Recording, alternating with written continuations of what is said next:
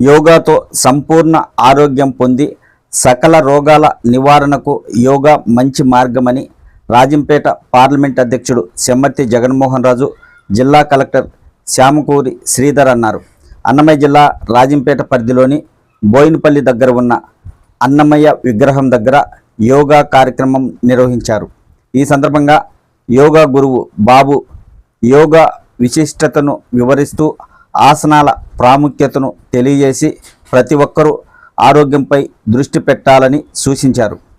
రాష్ట్రం మొత్తంలోని అన్ని గ్రామాలలో యోగా కార్యక్రమం చేపడుతూ కలిగే ఉపయోగాలను ప్రతి ఒక్కరికి తెలిసేలా ఇలాంటి కార్యక్రమాలు ప్రభుత్వం నిర్వహించడం హర్షణీయమని జగన్మోహన్ రాజు, జిల్లా కలెక్టర్ శ్యామకూరి శ్రీధర్ తెలిపారు.